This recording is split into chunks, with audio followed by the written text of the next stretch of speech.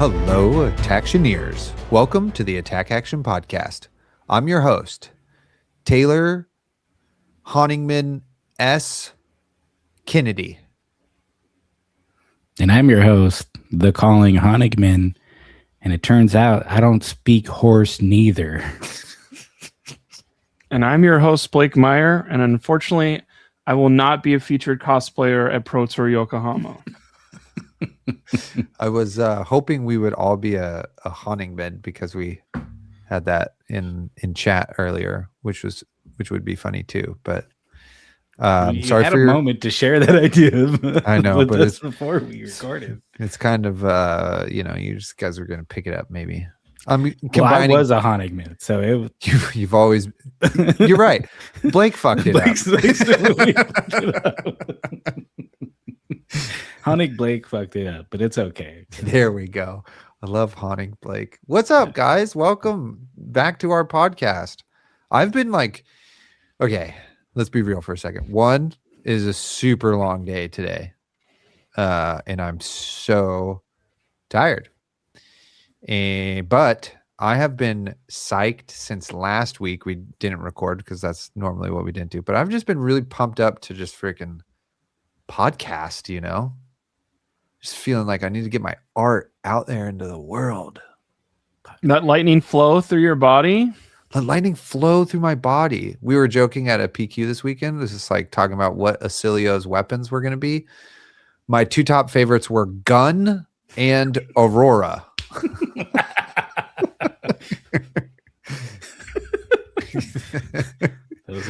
Those are good. I mean, wouldn't that be sick if Cilio just had like a chain and like a friggin' giant gun and it was just like, what's up? Or he just was using Aurora as his weapon. Also good. It's like the really bad sequel where they just give up all pretense of like the hero being anything other than just a trigger happy crazy person. Yeah. So anyway, what's up with you, Colin? How are you doing? Well, that's a complicated question that I don't want to answer truthfully. But in other news, I've been watching a lot of Taylor Sheridan television because that's what Jess wants to watch. And if you're unfamiliar with the Yellowstone cinematic universe created by the strange mind of Taylor Sheridan, who's obsessed with people who ride horses and wear big hats and act like a man should. It's basically the Yellowstone guy. Yeah, it's just a soap opera with horses and macho boys. Kevin Costner. Yeah, Kevin Costner's in it. There's also Landman with Billy Bob Thornton. We watched that one too. There's the other Yellowstone in History Time with Harrison Ford. There's another Yellowstone too that's in between those, I think, right? Yeah. He's it's great. It's a show that, at least Yellowstone is a show that makes so little actual sense. Yeah. That every time you start trying to poke out like the character or what the storyline is, something random happens and a bear attacks somebody and a couple of Chinese tourists fall off a cliff and he kills the bear, but no one talks about the couple again. And you're just like, this was just a random scene in between other stuff in this storyline. Like, this had nothing to do. It's just a bunch of non sequiturs that are like, get you all excited about something either through violence or mostly violence. And everybody's wearing a hat, Big hats. They got big hat energy. And, I get why you want to keep watching it, but as I watch it, I get so mad. And I yell at the TV, which is, I think, part of the fun. So it's like I have watched Yellowstone with my guy, which I'm going to say Kevin Costner is my guy. All right, he's a Wow. prominent figure in my childhood for whatever reason. We've watched a lot of Kevin's movies. Well, it's because he was big in the 90s, man. Yeah. And it's like, I'm like, okay, so these are like white collar gangsters, I guess, but not. They're pretending to not be white collar gangster guys, but this is definitely a gangster movie. Yeah. But then instead of like Jersey, it's like the most beautiful country outdoors you've ever seen. Yeah. You know? And they're so mad all the time. All the time. And they just are like, you know what? The way we are going to handle this is with whatever maximum insecurities I have about this whole situation. And then on top of that, they're like, they act like they're real rich, but then they're like, we barely break even raising cattle. And you're just like, how can you be super rich and powerful and also not have any money? Like, I don't. Yeah, your log cabin is 4 stories tall, sir. Yeah. Well, you know, Helen Mirren built that with their bare hands, so that's great. There's historical precedent for why it's so big and nice. So, yeah, people were just watch the show, Taylor. Jesus Christ. Sorry. It's because people were bigger back then; they needed more space. That's right. Yeah, no, it's very confusing, and it's part of the charm. I think is it doesn't make a lot of sense, and it doesn't have to, but it does have some lingering views of the world that I just don't agree with. But you know, sometimes it's fun to watch people you don't like.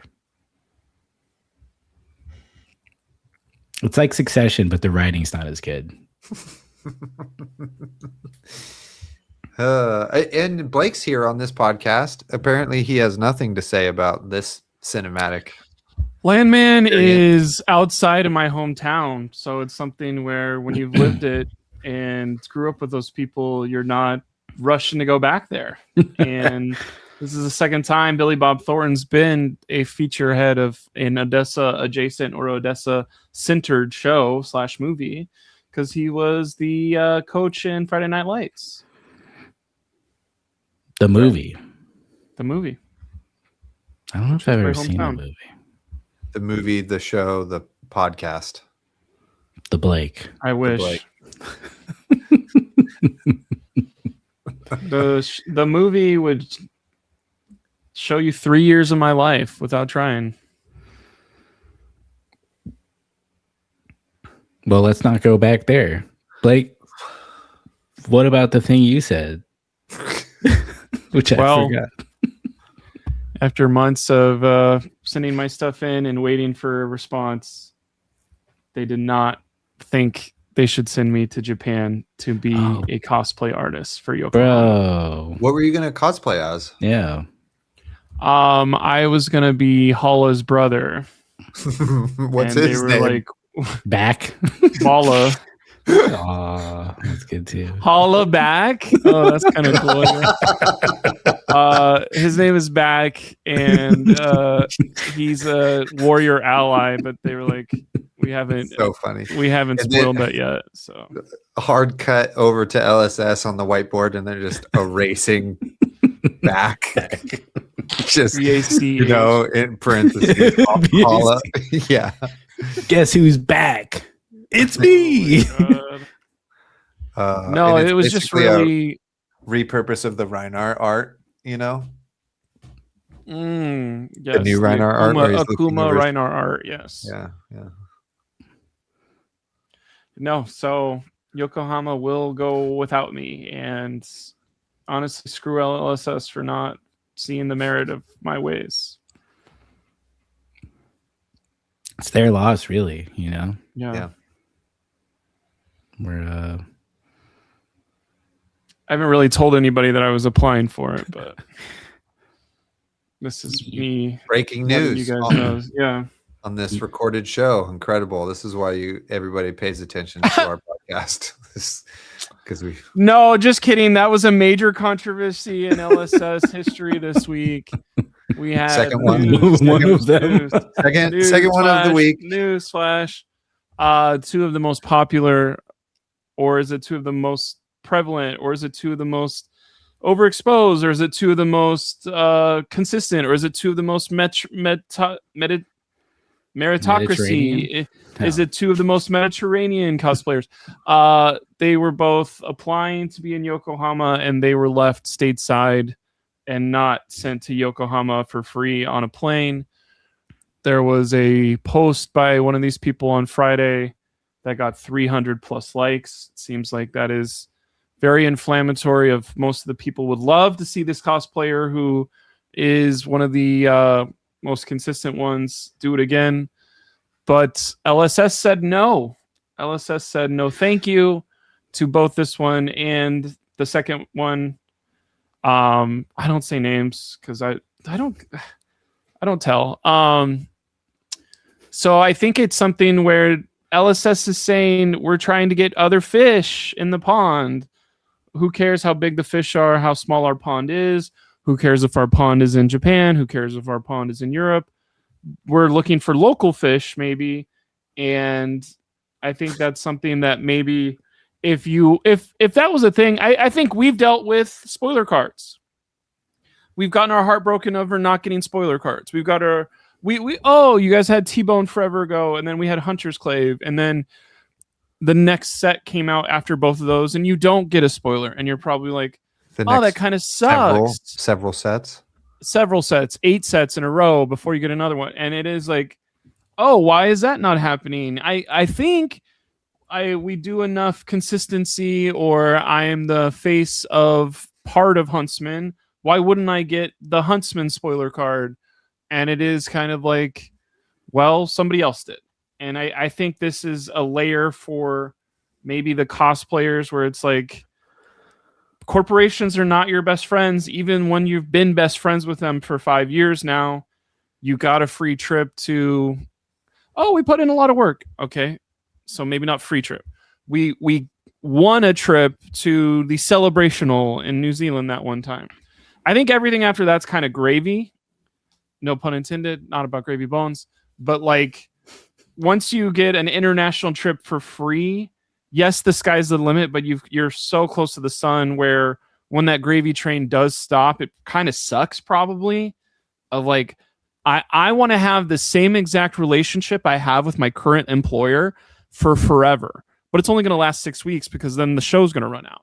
And I'm sure getting a free international trip for Celebrational is the exact relationship both of those cosplayers would want to have forever with that company, but that's just not sustainable.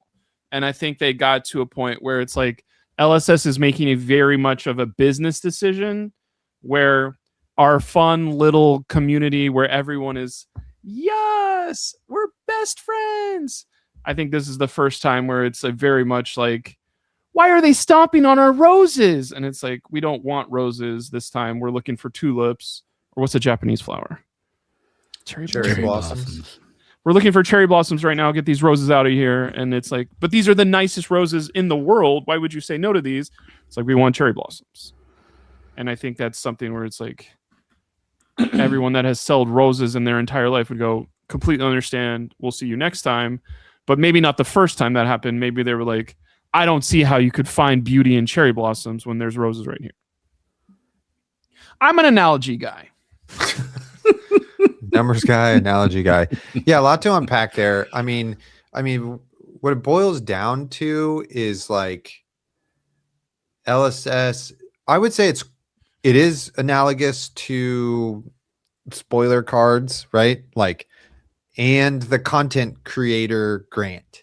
Right? Yeah. It's just what are the parameters? There are none. There's some. Yeah. Don't worry about it. There's some. We know what they are, but you certainly will not know what the exact criteria is or how we're going to go about it, you know? And so we're just going to do it like however the fuck we want because that's just what we do.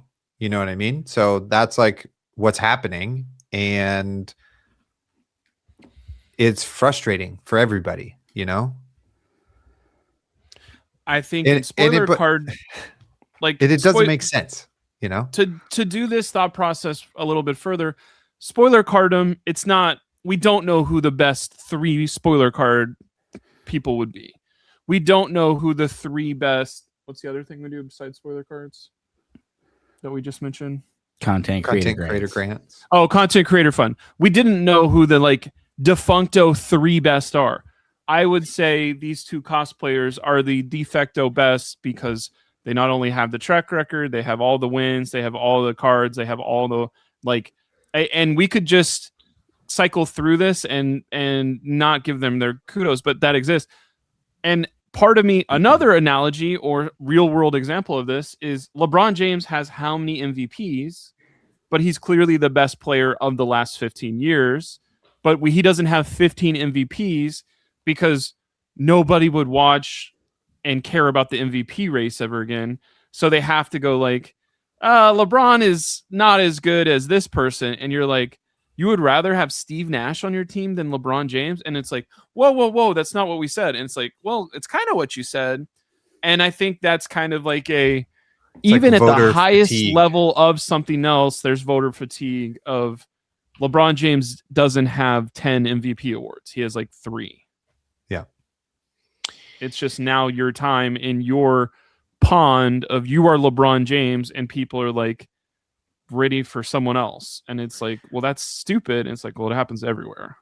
Well, and then what also, you know, and I haven't maybe been to a big enough event in a while, but I have been to Calling Seattle and San Diego, which were small, but there's, and maybe it's only at tier 4 stuff, I'm confused on the rules, but you're supposed to also maybe get if you cosplay, you get some sort of incentive that has a monetary value to it, correct? Right? So like if you show up playing as whom, you know, you're dressed as Bravo and you're playing in the Calling, you're supposed to get like an incentive or something like that, which is in lieu of what used to happen, which is the cosplay contest, which was like a whole other thing, right?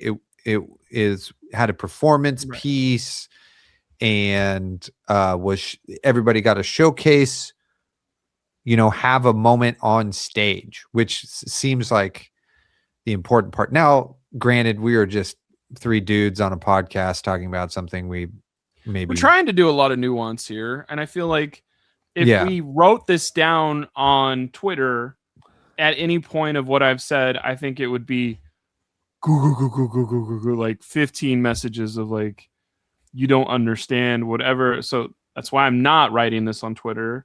I think it is kind of like, I feel no ill will towards LSS and no ill will towards the cosplayers, but it is kind of like, it seems like those 2 parties are at a strict impasse where they don't understand each other's wants, goals, or necessities for this thing. Yeah.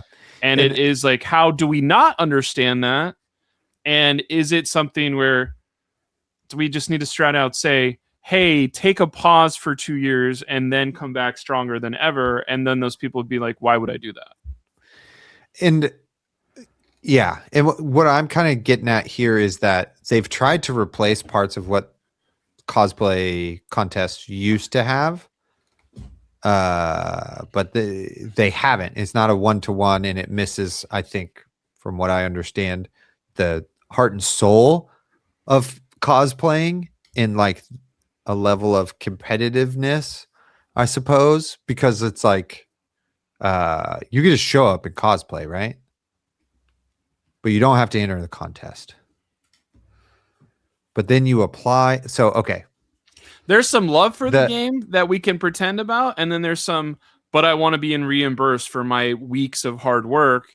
And that's kind of clashing right now of, if we're working at a way higher standard than everyone else, we want to be compensated, but it's hard for us to do this higher standard than everyone else if we're going to work for 3 or 4 weeks and then someone goes, no, we don't want that one. Well, and it's also like not analogous to pro quests, right? It's more analogous to like the pro tour, right? Like we would never punish Pablo Pintor for winning so much. Like, actually, how about you sit out this world? But want somebody else to win. we do punish decks with living legend points. And Right. both of these people would have living legend the cosplay contest a long time ago. And they did, and they became judges. And then it was like, well, we're tired of judging. We're going to go back. So it's just something where these fish have been so big for 6 years now, where LSS has run out of ideas to keep the fish in different ponds. And I don't know if anybody was upset about their dominance or whatever, you know? Like, who cares? In my opinion, like, it's fucking rad, and everybody can be celebrated for being fucking rad. Anyway, I'm getting off the rails. What it comes back to is that there is no clear rules, criteria, right? Outline, rubric, etc., or level of communication. Like, it seems like they're not communicating like, look, you guys are too good. We're trying to grow this community and let other people, like, you know, get their chance in the sun. And if that's it, just fucking say that, right? The other Blake investigation, like, not good, guys. James White retweets Max Ferocity on March 12th, and March 13th, Friday the 13th, is when she got the slip that your services are no longer required. And that's some like crazy shit to me personally. Of, I get the mixed messaging there can look kind of weird, and then there hasn't been sometimes our perfect, like, oh, James White is doing stuff on Twitter. He liked one of my posts. Oh my gosh, like, that's so positive for the community. But when there's the absence of that, and like on Friday there was a lot of mad people about this stuff, and you go look in James White's like responses, and there's nothing all day that day. It's like, were we trying to bury this story and like hope this person doesn't explode? And it was like there was some Journal Factory was exploding on Friday, and we had to write it all on our Twitter instead.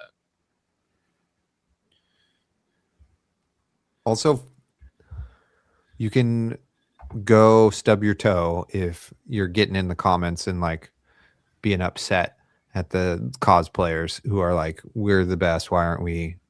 This all doesn't make sense for like everybody, you know? Like, if you're in there talking shit, get fucked. Personally, it's like they just don't want to pay to send them to fucking Japan. Like, yeah, they live in the middle of the Midwest. That's like, yeah, you're like, bro, I don't want to pay like several $1,000s for you to do this and stay here and do that. Like, and I get it. I don't want to pay for people to go places too. And I don't know that they can track the monetary value that they get from bringing them there. I don't think it sells tickets. It doesn't sell product, but it's good for the community. But also the community will just eat shit that LSS shovels out, like, because that's what LSS. The community didn't quit after Gravy Bones, so yeah, like PVE, right? That's something that we're PVE just got unannounced. Oh, yeah, dang. Oh, this is a product announcement.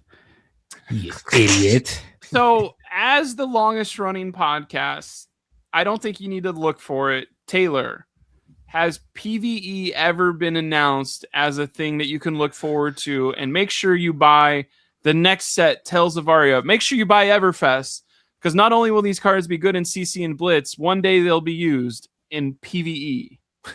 There's been a really unclear message, you know, because it has been like some people, you know, I believe part of the idea, the genesis of all of this was kind of like at a calling in New Zealand or Australia, there was like a car promo that's like show up with your deck and you get one turn to deal as much damage to the card, kind of like in a bonus round in an arcade fighting game, Street Fighter, which people got freaking psyched about.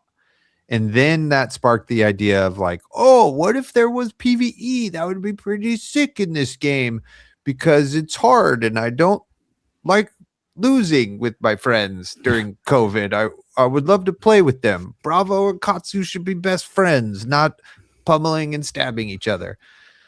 And then that was kind of brought up to LSS, like, hey, you ever thought about doing this, And then, they never said like, oh yeah, we have a team on it, but they definitely didn't deny that it was not gonna happen at some point, right? And like James White has definitely publicly on podcasts or interviews said like, well, we're not working on it, but we're not working on it, to paraphrase. And then they print cards that are like, yeah, this clearly doesn't work at all in the current structure of the game, but if there was ever a different structure of the game, this would super work. And then time went on, and then our boy Hamish posted a tasty meme, and then James White replied to it, and then people had the digital receipts. And then James White was like, actually, that's not super true. And everybody was like, all right, dude. Because to put my personal anecdote, I definitely remember 2022. There was a couple people that were like in my locals that were like, I love this game. I'd rather play PvE. Like, I can't wait for that to come out. And I remember being like, don't worry. LSS just was like, that is on our radar, and we're looking, and that could be something, and stuff like, I know good deeds go unpunished or whatever that card is. That card is clearly a PvE card. James, I think, literally said, and you're like, well, Taylor said he thinks. I'm pretty sure James said like, when the timing is right, we don't want to half do it. If we're gonna do it, we're gonna do it right. You know what I mean? Type of deal. And also crazy that he used that moment to like hype up Zero Men's of the Third Age as his like, this is a product announcement. Here it is. It's Zero Men's.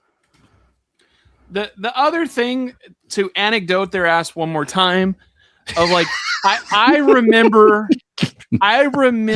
not every single interview point, but I remember every single interview point about my favorite hero and my favorite class, Brutes. And I remember them saying like, why does the Brute community think we're not designing cards for them? Of course we are. And it was some of the worst Brute cards in a row. Then they were like, of course this is coming. There's going to be more blue sixes than ever. It was Kayo. And then whenever they were like, those ones don't work for Reinar, are we finally going to have a blue six for Reinar at a Pro Tour? They both looked at each other, rolled their eyes, and like, yes, there's something coming. And then a year and a couple months later, there was the Reinar deck. So I know LSS is super, like, if you're on a hero that gets a lot of announcements, like if you're an Aurora player, congratulations. If you're an Acilio player, that happened 15 times earlier. If you're an Icelander player, you probably hate these motherfuckers.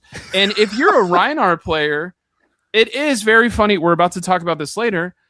Huntsman just got 130 living legend points because it got, here's your card that makes you good. Here's your other card that makes you good in this one, and excessive blood loss and this equipment piece. If I could get an excessive blood loss and an equipment piece for Reinar, how has that not happened in 7 years? And like, you guys know damn well how to do this kind of stuff.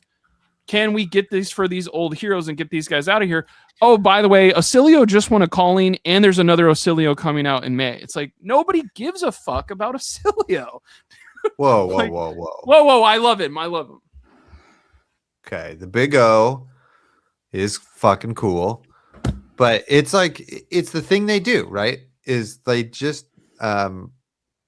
if they want to make cards for the hero, they do. And if they don't, they don't. And if you don't know how to win with a hero, you're the stupid one. Yeah, Betsy. Yeah, like, yeah, they don't care. Imagine they printed Ocilio but never gave you Volzar and teased Volzar in all of his art, and then 3 years later Volzar still wasn't there. Show us the log. Show us the log. I guess we could use Shield Beater. Why not? We'll just use that. Betsy too. Betsy 2's coming out soon. That'd be sick. And then Betsy, only Betsy's will have to get a second binder. They would be happy to do it. I know. I would be happy for them. Taylor, I feel like you never introduced yourself. I know. We just went right into flesh and blood talk, and nobody knows what's going on in my life. And I have a fan or two, I'm sure. Let's zoom out. Whoa, okay. Or zoom in. We zoomed out, but now we're gonna zoom back in. We could finish this in post. Fix it in post. That's what it is. Just No, we're not doing that. I know. That's the charm of our podcast. Welcome everybody to the podcast. What's going on in my life? Oh, fuck, man. I mean, my life's good. My life's good, dude. My life's good. My life's good. We got a person out at work, and so I have a bunch of their caseload. And so my days are full of talking to children just all day in a I really need to listen and pay attention type of way. So it's good work, but it's pretty, exhausting, socially. And then, so like today I saw a bunch of kids, and then we had like a meeting with more kids. And then I went straight to little children basketball practice. And I also took Carly to the freaking airport this morning. So I've been up since 6, and it's just been going nonstop. And then little kid basketball practice. This is what I got to say about little kid basketball practice. Not your fave. No, I actually I enjoy it. They're like not really that different than high school kids. Like it's the same, like some kids are psyched and get it and listen to instructions and are trying their best. And then some kids like half listen to instructions, half do stuff, get bored. High school kids do the same thing. And then the game comes around and you're like, yeah, you didn't really like try this week. And now you're surprised at what's happening in this game, and that happens probably to every athlete at any age, But what I will say is that adults continually ruin sports for children. You know what I mean? Like circumventing the rules or, fudging things, all to just like kind of get a competitive leg up before the children are even 10 years old. You know what I mean? And that just like freaking bums me out. When you think that is like kind of the lesson kids need to learn. You know what I mean? That like you winning games that mean nothing is really important, but it's not even. It's like important to the adults involved. You know what I mean? And it happens in all sports all of the time. And then as sports get bigger, it turns into like monetary parts, and it just freaking bums me out because I was like pretty, hoping we were not going to be faced with those sort of things. And we would just be like playing and learning how to play and be on a team, and then some people come along and then, it's like, well, that team usually beats everybody by 30 points and you only lost by 20. So that's pretty cool, and it's just like, that's not cool, man. That should not happen when we're freaking 9 years old, maximum. So anyway, this is my my day's been too long. Coaching the younger ones. No, I do. My team is hilarious. They're so funny. They're super funny. One This kid is loves the it. part of the movie, Blake, where the curmudgeon-y coach starts to enjoy the kids and their personalities, and then he's gonna bring them all together. They're gonna quack at a bunch of people, and then they're gonna flying V straight into the goal net. Yes. Basketball. Style. They're all going to dunk for 3. One kid loves it that I can shoot and make threes, and he's just like, okay, shoot a 3. Here you go, coach. I'm like, okay. Yeah, they're hilarious. So anyway, that's, I guess. The worst thing about kids sports are the parents. Yes. In high school too, though. I mean, like. They're still kids. Yeah. The local newspaper had like a big article about like, hey, fucking chill out, people. Shit's getting too crazy, and it's like statewide, nationwide, etc. Some would call it a cultural issue. It's true. And if you remember, which I am doing now, as we got back to the beginning of the podcast when I was Taylor Honigman S. Kennedy, those of you who are on the up and up know that the S stands for Scott and the Kennedy stands for Leon, and Leon stands for Resident Evil Requiem. Whoa. Which is how I've been spending some of my time, but then have gotten too scared because my time is only at night and I can't sleep because the game's too scary and I'm a coward. That's awesome. Resident Evil Requiem is so fucking good that I can't believe it. Like even the first little bit of it, it just like the pacing is super good. The duality of you play as Grace, it's in first person and it's super fucking scary and you can't like go fast enough. You're like, why are we not running faster? You're freaking me out. And they do a great job of like jump scare, like literally like you open a closet and a broom falls out or something. And it scared the living shit out of me. Where I like jumped, and went, ah. And then you pop over to your boy, Leon Kennedy, and he's fucking old but he's still got his hairdo and he's kind of grizzled. And you're like, dang, dude, you're old, but you look fucking sweet. And it's crazy to see your hair in like 4K high fidelity as like a 65-year-old man. You still have the same fucking awesome haircut, and then he's just like chainsawing motherfuckers and chopping them with axes and shooting them with Requiem, this giant handgun, and you're just like, man, this is cool. Leon's cool. The handgun's called Requiem. That's where the name comes from. It's pretty sick. Yeah, that's tight. And it's just like it's awesome. So, and it's cool to see Leon. I'm a huge Resident Evil 4 fan. I played the crap out of that game for so many hours, just like on the couch doing all the extra stuff and playing through it multiple times and collecting everything, and I played Resident Evil 2 a shit ton back in the day. So it just is like, it feels familiar and it's just like so fun right away, it's just great. It's got like crazy good reviews. Yeah, and it doesn't feel like it has like, extra stuff to it. You know how sometimes video games are like, I don't know, we need stuff. They're just like, nah, these are our things. This is what we're good at. Let's just do this. Nice. Make a semi-confusing Resident Evil story, but we don't care. Bad guy's cool, and he's bad. Zombies are crazy. You don't have any merchants in there? No merchants. Yeah, that would have been huge.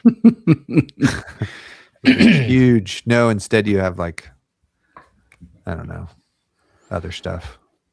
We're still Vending mixing machines. herbs together. Oh, nice. Fucking great. Fucking great. So there we go.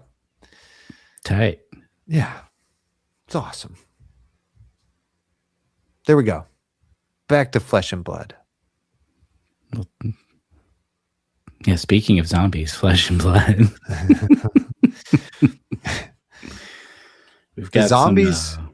Oh, go ahead. Go No, ahead. you Sorry. tell me about the zombies. Well, they're kind of analogous to YouTube subscribers. You know, they're just there shambling about by the thousands. And some of them are really cool and crazy. And you're like, whoa, that zombie's crazy. They must be a Patreon supporter. And in no way am I calling any of our Patreon subscribers zombies. But if they want to be, they could be, which would be, you know, we don't shame anybody in our Discord, which is what you will get if you pay $4 a month to support this podcast, is access to our non-judgmental Discord where you could be a zombie if you want to. Guys, lattes are almost $6. Just a regular 12-ounce latte. I know I say this every episode, but it blows my mind. You know how many cups of coffee you probably need in a day? 7. Yeah. Let's say minimum 2 to 3. Fuck. Right? And if you just like didn't have 1 cup of coffee or just had some tea a week, not even one day you don't get a latte, you can afford to support our podcast. It's less than a gallon of gas. That is true. By a significant margin currently in our country. And I guarantee you are going to have 4 hours worth of fun plus with our podcast in your car. And it's still cheaper than the gas you're paying while you're listening to the podcast. So you'll have burned like several gallons of gas listening to us. So like in some ways, I don't know how that works, but we're making you forget about how much money you're just throwing away in your gas tank right now. How's that? Except we just called it out right now. Damn it. Blake's a numbers guy. He'll have this math equation broken down. If you listen to 4 hours of the podcast versus 4 hours of driving at 55 miles an hour, what the conversion of that gallons wise is on your car of average gas mileage for a car in the US. So there you go. Bro. What we're saying is premium value. We're also opening up, according to Indoor, so I can travel the world to play at your PQ, so I can try to get some fucking Arakni Huntsman LL points. $550. I'll travel and play at your PQ. You can support us on the Patreon.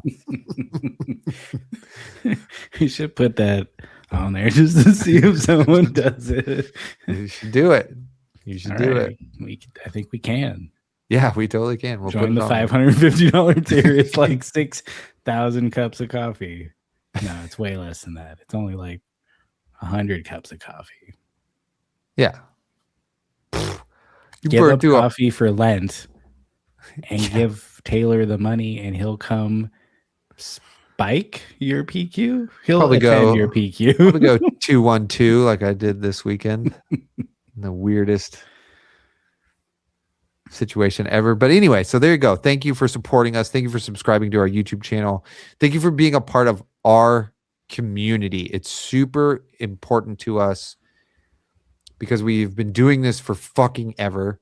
Me especially, then Colin, then Blake. And, you know, it's just great. You know, I met someone this weekend who was like, I think I know you. I like to listen to your podcast. I'm like, oh, cool. Thank you. You know, you think? Open up your podcast app. Yeah. Show me your podcast app right now. How many hours you got? Yeah, that's what I should do. Open up your YouTube. You subscribe. You subscribe to the YouTube. Yeah. Hit subscribe. Hit like. Watch that video. Hit like. Okay. Now you can. Now we can talk. Yeah. Hello. How are you? That'd be crazy. That'd be so toxic. That'd be like if I like signed my own cards in my own deck or something. That's insane, dude. I'm gonna have to tweet that out. All right, we got to move on though. We can't keep talking about weird shit. We got to move on. Okay, What so are we talking omens of about? the What's third age. We were wrong. We were right. We were wrong, and we were right. We were guessing some other stuff, but now we know the Zero omens men. of the third age is actually, we were correct. 0 men in it. We have androgynous Siggy. We have a robot, and we have the girliest girl of all time. I was reborn for this. Aurora is back. She was born again for this. Yeah. Oh, geez. Oh, yeah. She's got good news.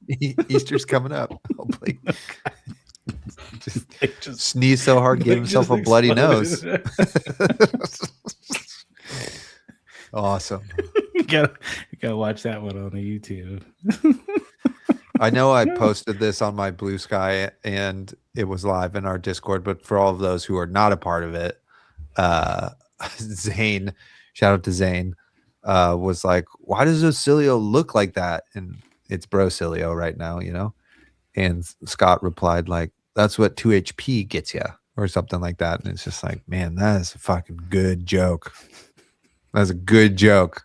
So Ziggy Starlight's hero power says instant speed, pay 2, tap this hero, destroy a lightning flow you control, banish another lightning aura permanent you control with no hollow counters, then return the banished aura to the arena with a hollow counter. So it looks like we're blinking, guys. It's true. It looks like we're playing.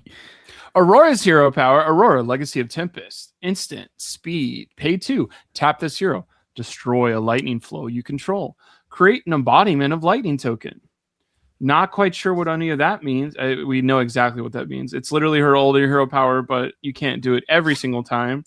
It has a, you got to put the gas in the car to go.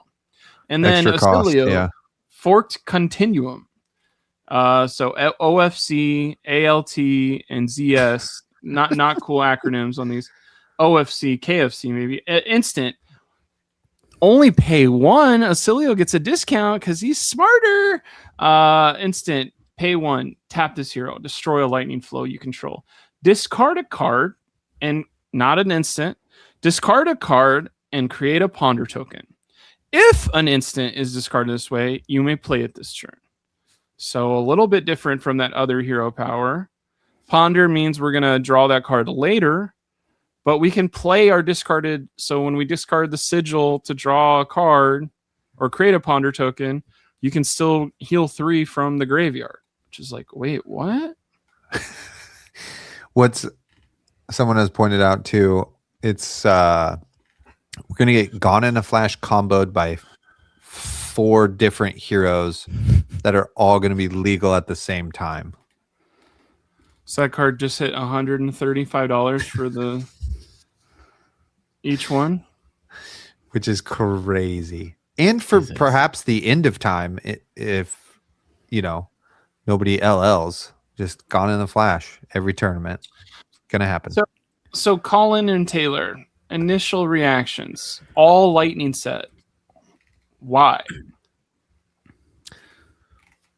Why not? Lore reasons. They're going back to having a story and a narrative point of view. We are going to the place where the lightning comes from, and we're getting a new friend, and we're bringing it all back to Arya. Which, like, you know, that's fun. It's fun. That's why. And you know it's not fun? Never mind. I don't want to take shots. I don't want to take shots at people. I already got called out last time for taking shots at people's favorite stuff. It's not the same as Bright Lights because these are all different classes. So they have lightning, but they're all trying to do slightly different things. They care about slightly different things. And there's stuff going on that I think is cool. I think, I don't know. I mean, dude, get fucked, everybody. I like a Rune Blade, I like a wizard, and I like an illusionist. So this is your set. I got nothing to complain about. Win a freaking Pro Quest in August then, buddy. I will not, but I will still enjoy this set. Maybe we'll see. I don't think that we've ever had this exact configuration. Obviously, we've had Runeblade and Wizard have shared multiple sets together, And but an illusionist has not shared with Wizard before. That's correct. So that's the one that's maybe that could be interesting. Blake, that's incorrect. Uprising, Ice Wizard, Draconic Illusionist. Get fucked. Wow. You also are fucked. Damn, I'm stupid now. But we've never had a set with the three of them all sharing the same talent. So it's a new thing. Do you think we'll have dual class cards? Wizard Illusionist card, Illusionist Runeblade card. Yeah. Wizard Runeblade. Probably. Did they do that in Rosetta at all? No. Yeah. Didn't they? No. I think so. Did no. No, I think you're right. No. Probably, I guess what- probably not, because then there would be too many cards that overlap since they already share the whole talent pool. I think that would be cool though, right? Is because the more cards that overlap that work for everybody in a draft format means you can be ideally more creative on what you're building. You know, I feel like other draft sets have like been very concerned about the like signals that are being passed and received, and that's like a major, not a major complaint, but it's a common thing I hear amongst people is like, I was sending a signal, they didn't listen. You know, people just force all the time, which has been for many sets a viable enough strategy in draft formats. You know what I mean? So I would love it if they really changed up their formula a bit more and we're just like, all right, everything's basically lightning or it's dual class and there's very little like pure class cards. You know what I mean? And on March 10th, James White's Twitter, he responded to somebody. We call this set structure Hot Pot. One shared central pot, Mystic in this case in MST, Pirate for SEA, and Lightning for OMN, with three classes that sit around it. Name comes from the traditional Chinese style of communal dining, also called steamboat across parts of Southeast Asia. He tweeted all of that? Verbatim. So crazy. This set's going to cook itself, guys. Jesus, dude, that is such good marketing material we did for free right there. God. Fucking A. Isn't Hot Pot the food that cooks itself that requires no cooking from an outside source? You just dump everything and hope for the best and don't get food poisoning if you wait long enough? Yeah. That's just food generally. Yeah. I'm just excited to draft that. That sounds fun. I'm excited to draft. I'm excited for this whole situation. At first, I was like, huh, you know? And then as time went on, I've been warming up to it and getting pretty excited. You know? Of course, there's like some weird stuff, right? Like, why is Acilio back? Mm-hmm. Plot device, you know? And then she turned her don't old weapon. Have Aurora without Acilio, which makes no sense to me, but whatever. They were best buds in the first one. This is the sequel. Come on, don't you guys know how stories work? Yeah, she turned her weapon Starfall into bringing back Acilio from the dead. When did Acilio die? Like, yeah, totally. Exactly. Was it during Super Slam? Was it? he was cheering and booing too hard and just exploded. Super Slam is when he rolled over in his grave. He died in the set before that. Oh, okay. Gravy Bones found him in a chest and put him under the water, and he got water damage on all his cards. Lightning and water don't mix, bro. He's like a big electrical, appliance. There you go. Shocked himself, which he could do. Hot pot, baby. Oh, Acilio got stabbed by 45 Cinder daggers in one day, and he's like 3 stories tall. dude. What does he care about a dagger? How do you stab a light? The harder they fall, the the harder they fall. All right, but seriously though, this Azure Mazoa Aurora art is sick as hell. The one with the triangle in the back. Both of them are good. Like it's all good. Her young art is good. Yeah, the young art is pretty sick with the kind of triangle frame. It's very like sci-fi. It's just young A's. art. It's all Aurora. They should be announcing the young adult novel for Flesh and Blood and have that cover go all around the contiguous United States. It's about a young woman and her best friend, the electrical appliance. I'm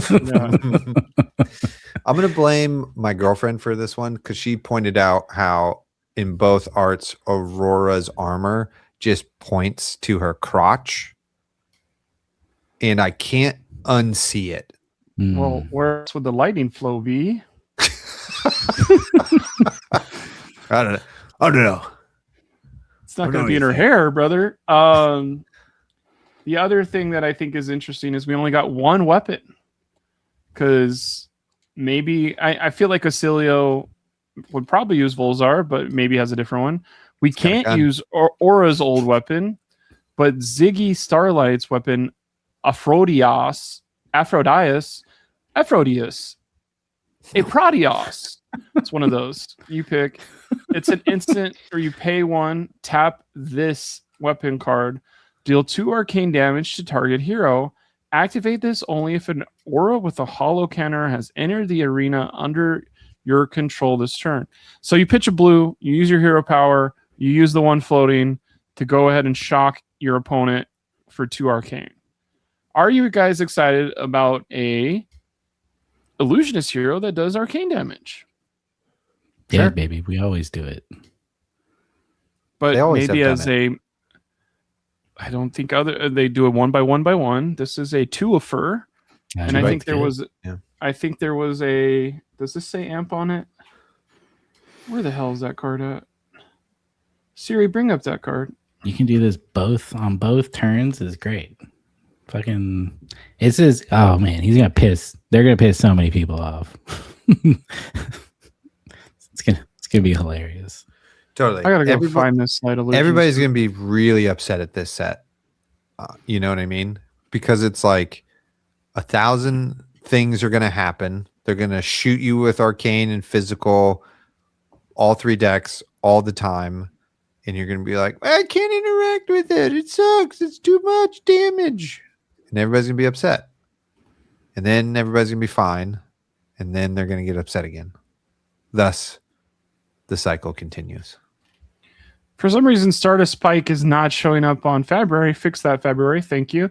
Stardust Spike is a Lightning Illusius instant aura. So it's our first one. When this leaves the arena, gain 1 resource and amp 1. So that 2 damage weapon can now be 3 damage. So that's what I'm trying to say of Tall Arcane Illusionist has not existed so far. Yeah. I mean, they do have to do something new with Illusionist, right? It can't just be like, I mean, maybe it can be, but like, here are my friends I brought to this battle, you know? Mm-hmm. We've blurred the lines now because Gravy Bones brings in all his dead men, you know? And they tell no tales. Hell yeah. I just transport over to Long Beach and you're stuck in my shitty apartment. In the background is Ziggy Starlight. There's 2 copies of himself. So I am hoping those are breadcrumbs straight from Brian Gottlieb of that there's going to be like ways to manipulate where you're like, my ALS is you swung face here, but it was an illusion. And we like do some full card money on the fucking mat. Let's go. that would be that's way sicker than what I thought that was alluding to. What I thought that was alluding to is just that character has more than one hero art as a chase card, right? Is that we see Ziggy as presenting as Blake- one gender, Like thumbs down to that. and then they show up as presenting as another gender. You know what I mean? I want to see a mechanic where Ziggy has his specialization ALS is make a second copy of your hero thing. Say one of them is the true Ziggy and one of them is the other. You're allowed to move this around when your opponent is either looking or not looking. When your opponent attacks, they have to pick which Ziggy it is. And then if at all they ever attack the Ziggy that isn't the true Ziggy, it explodes, but no damage happens to you. So it gets easier over the course of the game. And then That way only your one opponent Ziggy. can't look at round timers. Your opponent can't look at his friends. Your opponent can't grab a glass of water because anytime you do, you're moving it. Hire Blake. That'll help the people that are watching on stream play at home as well. It's under that one. It's under that one. Could you imagine though? You're like, all right, all 17 of my mites pop because I'm Victor Goldmain. I'm gonna swing Command and Conquer for 23, pummel it to 27, and then they go, I'm not even there. wrong Ziggy token, bitch, and it just evaporates. Just It's tilt just a off red. the face of the It's earth. just a red back on it. And you're just like, no, it's the wrong one. Yeah. Damn. That Pretty one's good. free. You guys literally need to start sending the check LSS because You got Chuck. You got good freaking ideas. back. Yeah. You got the Ziggy design that you've already designed. No, I think it's gonna be a cool set. I'm excited to draft. You know, these heroes are cool. They're heroes I think are gonna be fun. You know, I already am Acilio curious. So now that Acilio and me have the exact same figure, I feel more akin to the diesel version of the Big O. So maybe I'll pick that Acilio up. When I saw it, I was like, how did Taylor get a hero card? Yeah. And then I went like this a little bit. I was like, oh wait, that's a rubbed your hero. eyes. That's a silly- Yeah. Yeah. What do we think about Lightning Flow? It's fine. It's like probably just like hollow counters, stealth, etc. Like how they've been Arcs, designed. stealth. Yeah. They've been designing stuff, right? Is just like it has no definition. It just is a keyword that we then can design how it interacts with other stuff. You know? Which I it's think like is a secondary good design. economy kind of thing where it's like you have to deal with this and create it and manage this, which I think adds a fun wrinkle to things. It just depends how easy it will be to make and if they become too, I don't know. There's I think probably a card that like costs 1 and attacks for 3 and it has go again. And if you like discard an instant, you make a lightning flow counter. I mean, that has been spoiled already, but it's a 0 for 4. With go again. If you have an embodiment out already. Well, they also have the cosmic duality card, 2 for 7, but it has an instant 1 cost, discard this, deal 1 arcane damage, create a lightning flow token.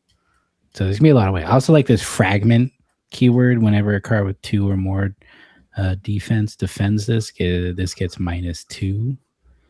Yeah, that's cool design. That's fun. Seems like it probably will only matter in So limited, but still if pretty good. more illusionist cards are going to say arcane, then this is our second set where it's an all arcane set for drafts. Yeah. Probably not though. It's fun.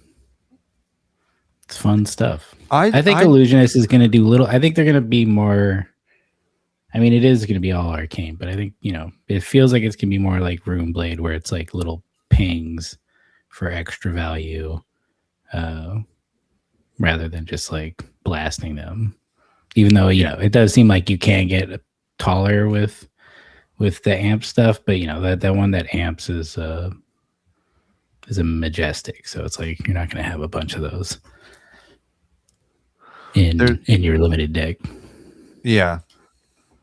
There's going to be lightning golden tipple for sure in this set. Probably be a hat that gives you a lightning flow. We have our next macro. Omens of Arcana. Each hero starts the game with a lightning flow token. Lightning flow tokens get spell void 1, parentheses. If you would be dealt arcane damage, you may destroy the token to prevent 1 of that damage. I think that says it all right there. it's an all arcane set. Which is, and there's not a 4th hero. Oh yeah. I would love a secret 4th hero. That's like my favorite thing now. They have to do it all the time. Super interesting that macro starts in play, because it's like Ziggy's weapon instantly gets rid of your lightning flow, right? Turn 0, you go first. Everybody has maybe has a lightning flow, and you can get rid of it by, I guess you can choose. A choice, yeah, you can choose. So it's just an interesting decision to make it a resource. But he can only play it if you bounce a thing, right? Yeah. I think that just means there's not going to be null rune in the set either. Which is cool, because the games have to end, right? Do they? Yeah. Well. Oh yeah, that's. And the other 2 weapons could maybe get rid of the lightning flow right away too. Yeah. I don't know. I'm excited. I think it's gonna be cool. Don't worry. Tomorrow they're gonna announce all of these things, and we'll be behind the curve once again. Man, I was like, this is maybe the worst episode I've ever done. Last our last episode was hilarious. Everyone in the chat agrees. Yeah, but at perhaps my expense. Did we, bro? Okay, let's bring it back up, because we did learn, even though we have same moon, they get a different angle of it, so it is slightly different. That's what I meant. I know, and we all learned that together. And same moon is one of my favorite things that's ever happened on this show. So should be a T-shirt. Turn around, don't drown. New keyword, you mentioned it a second ago, fragment. Stuff is no longer going to have phantasm. Your popper is just going to block more. But so does anything with 2 or more block. All your 3 blocks are now blocking 5 against a Ziggy card, which seems insane to me. If I attack you with Cosmic Duality blue, you can block it with any 3 block in your deck, which is sick. It's just one card that has that right now, though. Wait, it's just Cosmic Duality. Yeah. But I mean, I guess they wouldn't make a whole new keyword and just use it on one card. So they've only done that 6 times, so they wouldn't do that a 7. As we've talked about previously, they know exactly what they're doing at all times, and have never misled us in anything single way. Are like cards that block going to be at an extreme premium in this set? Probably. Is that what that's signaling to you? I mean, I guess they show us that there are plenty of cards that block too. I mean, there's going to be a shitload of instants. We know that. So I like it that duality is the card name that they've decided to spam in this set. Right? Cosmic Duality, Fault-Bound Duality, Nebula Duality. Blake down in front. So, what do we know about the Lightning class so far? It's mostly offensive. I don't think I think all the defensive stuff has been maybe like cloud cover, so it's either going to do like prevent damage, but it doesn't block a lot. We don't have a lot of lightning D-reacts. I think there's none. It's elemental D-reacts for those one that just came out in Compendium. So we have pings for Arcane for 1 is a lightning thing that came out in Rosetta. That seems like it's happening again. We have ways to give stuff go again with lightning embodiments. That has always existed. And if you play a instant, this will get go again was a thing in Rosetta that I think all of that stuff could come back. What are you guys excited for a new like layer of lightning, and what do you think that could be?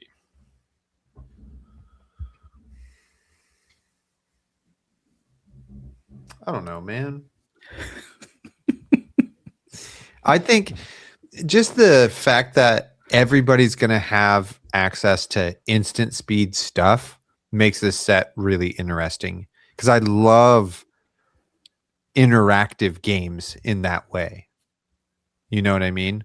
Where you're like, here's my thing. And you're like, well, I will respond to that thing with this thing. And they're like, well, I'm responding to that thing with this. It's like playing war kind of, which I like. Those Icelander mirrors when that hero first came out were some of my favorite games. Yeah. I mean, it's like, I think it's a great point. That doesn't answer Blake's question at all. But Taylor just threw up too. That was crazy. You guys both have exploded on this. He muted though. He's a professional. But I do think the games will be very interactive and very fun. I don't know.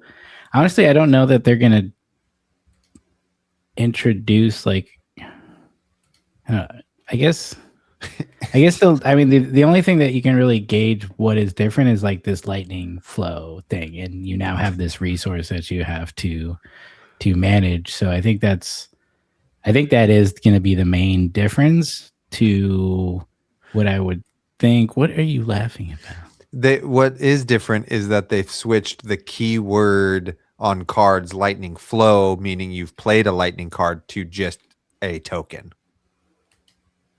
That's the new, because there used to be lightning flow keyword in the Aurora Terra first deck. First strike deck. Yeah. I never played that. Yeah. Also, they have a like, if you've played a lightning card, it says lightning flow. If you played a lightning card, this does this effect. But but this token stays around. Totally. It's the same words. Building on the idea. Well, yeah, they like to do that. That's why we have legendaries, and legendaries. That's why we have E-Strike, Elemental Strike, and now brand new card coming out, Astral Strike. And when this attacks, if you destroy a lightning flow, choose one of the E-Strike modes. And that's why we have Gust Wave, Gust Wave, Gust Wave, and Gust Wave. Yeah. So yeah, I mean, I think that's gonna, and I think that would probably slow the lightning hero down a bit, so it's not just drop all your cards on the table. At least in the limited version, I'm sure someone will immediately devise I don't have to pitch anything. Aurora's hero ability is basically blank. I just play the best cards, and you can't stop me. I want someone to draw their whole deck and play all of their cards. You know what I mean? Fucking do it already. What are you waiting for, you cowards? Just draw the whole thing. Just fucking draw all 60, play all 60. I mean, even if you didn't play them, you could always just block really well every time, I think that should be the trade-off. If I can flip my deck upside down into my hand, it should not block.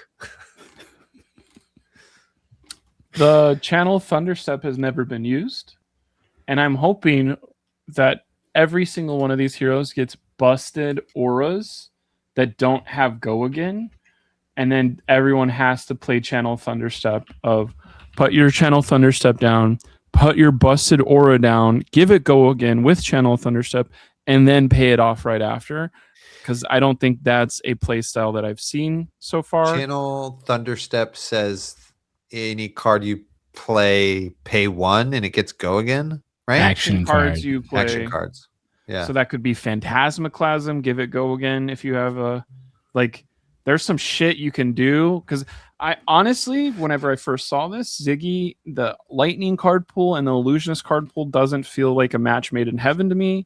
It feels like it's either extremely powerful or it has there's no like, it doesn't do this. It does this, but like, what you is it? Need to watch this Phantasmaclasm into Somersault is gross as hell. You can just Phantasmaclasm over and over again. I think another one of those is can I channel Thunderstep and put out Shimmers of Silver? Channel Thunderstep, put out Pierce Reality. Pierce Reality, the other one, like Passing Mirage. And like part of me is like, is this an OG deck that uses that one card, that one weapon that I always forget the name of, but it's 3 for 4 over and over and over again? Not Iris of Reality. Okay. Iris of Reality deck.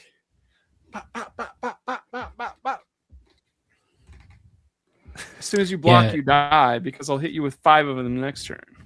Blake, what I appreciate is when you get inspired by like new heroes and decks, and your brain just goes like into the lab or scours the battlescape for like stuff to think about and kind of try to parse these heroes together. Like my brain does not do that ever, because I'm just like, there's too many missing pieces. I can't put anything together.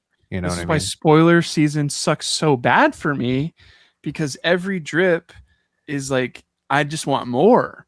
What the fuck does Holo do? It comes out in less than a month. Give us the Holo cards.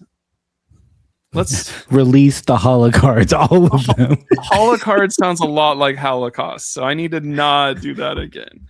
That was crazy. Nobody else thought that. Oh, okay. Show me the Holo cards. I mean, I think it's gonna be interesting to see what of the very cool regular illusionist cards fit well into a Ziggy Stardust deck, because there's a lot of really good ones, and there's some banger Majestics, and you're gonna have things like Mirage and Phantasm and what's the new one? Figment. No, not Figment. Fragment. See, that's too close together. And so people are going to be stuck in this thing where like you can't just be like, oh, I put in poppers for Ziggy. You'd be like, oh shit, well it might be this, it might be that. I don't know. I'm hoping that's fun, but I guess we'll have to see. I mean, as long as like one of the things I hate about having illusionists around is the constraints it puts into your deck. You know what I mean? Your like sideboard. I do know what you mean. Tell me more. No, you don't. You play brute. You change nothing. You just sit there and pep. You go, oh, this is so good. It's so easy. Whereas all my cards attack for like nothing.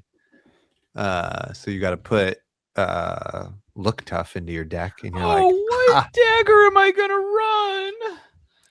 Yeah, it's different for every hero. It's a flow chart, bro. Yeah, and you're like, you know what stops fucking daggers is a single spectral shield. It's fucking horseshit.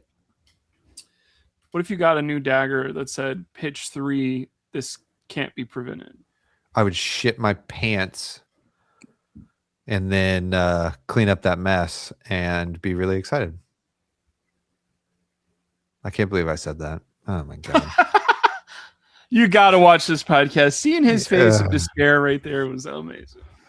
Can you Shimmers of Silver Aphrodisias? No. So no. What's Aphrodisias? Aphrodisias is the new weapon. New weapon. Because it doesn't attack. It just Aphrodisias? Aphrodisias. Okay. I'm just reading the Let name. me type it into Google real quick and see how Google pronounces it. Shimmers is auras, isn't it? With aura weapon. Yeah, you're right. How do you spell Aphrodisias, by the way? Aphrodisias. Aphrodias. That's exactly how you do it. So there's not a 1-for-1, but there is a place called Aphrodisias, which was an ancient city in Turkey. It's where a Aphrodite. Pleiades place resource. Pleiades and Aphrodisias is side by side. Wow. I'm starting to get my mind blown, dude. Also, the only word that came up whenever it was like, are you sure you didn't mean to type aphrodisiac? So maybe he fucks you, dude. No. All three of them do. They just make you want to fuck. It's going to be 3-card money, and it's going to be the coolest shit ever. And mission. we're going back to this. What is this? A minute, 24, 26 seconds in. Right when Taylor took a sip. We Also, figured it out. Ziggy's pronouns are they, them. Just we gotta get that straight here. I thought they were them there. No, that's them boys. That's the we them boys. Yellowstone talking. Them there in the holler. They slash I'm them. play Frightmare. Fuck you. 3 for 13. Let's go. That's the grossest, weirdest art. Speaking of arcane damage and gross art, Verdance has LL'd. Wow. Kayo has LL'd. Both of them gone. Wow. All Both the green KOs? people. No, Reviled's still a KO. Yeah. Yeah, that one has another 2 years. Wow. KO. Wait, so the big question is Mandible Claw. Is it gone? Gone. It is. It is. Toast. Yeah, not my favorite. I think it's a day. great day for brutes. We can go find another way. Romping Club is life.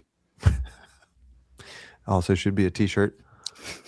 That's like saying legitimately, let me put my hands up right here. That's like being like going back to how horse-drawn carriage. That's kind of fun. Who needs motorized vehicles? When gas is $6. You'll love petting the horse, and you'll make a real nice connection with that horse, and you'll get there eventually. Blake, everything you've said, I'm on board with. This sounds great. Yeah. I told you, I started off by saying I don't speak horse, but I'd like to. So God, I wish I didn't have to drive and I could have a horse again. Well, That'd be great. play Flesh and Blood because you get that's a the exact Romping Club. feeling. Look, dude. You know how Sonic, I gotta go fast. No, Brute Blake, is it's I like- gotta go slow, baby. It's like, you know how you are on Twitter probably too much every day scrolling, and if you got rid of some of that Twitter time, you would get some of your life back, and We'd have nothing to talk about on the podcast. you would do other stuff. You do other stuff, man. That's what it's like not having claws. You can do other stuff, dude, that is still enriching and important to Who you. would have found that picture of Manson and posted it on Tuesday? Right. If you had claws, that wouldn't be there. That's what I'm saying. You're playing into this again. Anyways, LSS has me right where they want me. happy St. Patrick's Day. All the green people in our game are leaving. No, Oh, just Verdance is green. 2 of them.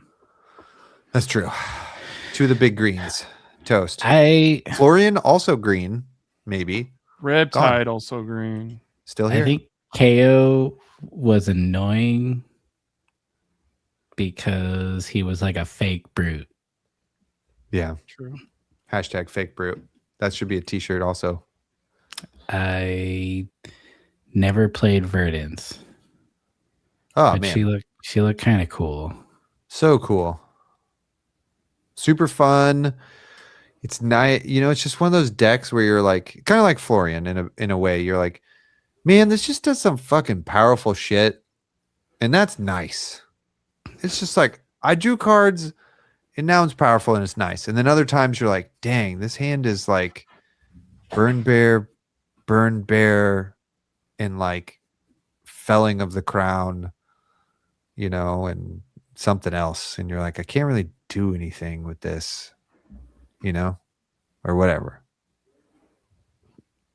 So sometimes that happened. But most of the time, you just like, It's nice or it sucks, but Yeah. it's nice. sometimes there's weird hands, right? Which is what Verdance players will tell you. And it's like, yeah, every deck has that. But sometimes you just also like play Millennium Tree and then fucking shoot your Burn Bear or your Light Up the Leaves for 9. That's crazy. You know? Or you plow under their friggin' Oasis they had, or, you know? You just get wrecked. I don't know if you can plow under an Oasis, but nice try. Well, you would have to respond to the decompose with the Oasis, you know? Yeah. Who's going to remember that? People forget those triggers. And favorite thing about Verdance is you got to pull out your health potions from Everfest and to do a combo wombo. Hella fun. Player H pots. Then it gets even better when there's somebody went in James Cameron submarine and brought back some treasure that also gained you some life. That was a necklace. And then you just play Rampant Growth and you do like 60 damage, and it's fucking awesome. And now on to our main topic, Huntsman's Resurgence. Blake would do that. For a hero that lives in the shadows, it's sure in the spotlight a lot recently. Pablo Pintor took Huntsman to a second place finish, only losing to eventual calling champion Dio, because it had a bunch of Teclo Pounders out. What are you going to do with that? Also, in my local area, Tao Tao won on Huntsman. Haley Neighbors got second place to a national champion, Charles S. Dunn, on Ira. She barely lost that one. So it takes national champions to knock off Huntsmans in second places these days. 139 living legend points from this compendium for Huntsman. Did you ever think you would live in a world where it would have 139 living legend points? Yeah, because it's not that many. No, that's in the last couple weeks. Yeah, it's Not significant. total. It's significant for sure. Yeah. Okay. This is where I'm at emotionally, because all people have been asking me, like, how are you feeling now that your main is a meta hero, you know? From zero to hero, literally the hero's journey has potentially happened. And I'm cool with it. You know, it's freaking awesome. I do not feel like, which I feel like it would be on brand for me to be a snobby hipster and be like, man, I was doing this first before everybody else was doing it. But no, it only benefits me and maybe hinders me also. But now, like, Pablo Pintor has like a list out there, you know, which is not, you know, there's some innovation there for sure, but like nothing that's like for the four of us who have been in the weeds for 100 years, not stuff we've considered. You know, Dr. Dan in Brisbane just had like a top 4 finish on Huntsman. Big move there was kind of blending some stuff with stealth, the under the trap door and traps, and then also running Eradicate, you know, so it's benefiting me in the fact that there are now more eyeballs on the deck. Share the load. Yes, trying to like find what the kind of like consensus list type of thing can be, right? So it's just awesome in that way, and I'm really loving that, and it's super cool. I hate social media because it just makes it look like everybody is just winning on Huntsman, which they kind of are, and I am not doing that, and I am like cursing my geographical location so bad right now, because it's like any PQ is like 4 hours from me. So it's like such a commitment to go play in a tournament that I might not win. You know what I mean? Or even do that fucking well at. So it's like, it really sucks that there's this, like, we're having a moment, we're having a Huntsman moment, and I can't just like gobble it up and be a menace, around. I have to like really, it feels like a big grind. And that is kind of tough. So that's getting at me where I'm like, all these LL points are just like slipping away. And it would mean in an arbitrary way that doesn't actually matter, because the real LL points is the fact that I have it tattooed on my body for the rest of my life. For only $550 a day, you can send Taylor to Colin, Memphis. Once a month, Blake. $550 a month. So that I want really bad, and that is the thing that I struggle with, is like,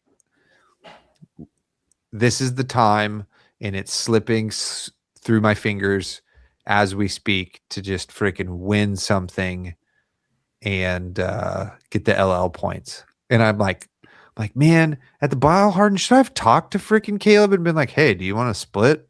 We don't need to play this game. Can I have the LL points? Like, we both get PTIs, blah, blah, blah, And I'm just like, man, that was the opportunity right there to just freaking do it. At least I've tried, but he's in the spin cycles, ladies and gentlemen. He's going back to old things. I'm dooming on that. But in the this is what meta chaser brain does to a person, Blake is famously not a metastaser. Watch the podcast to get these jokes.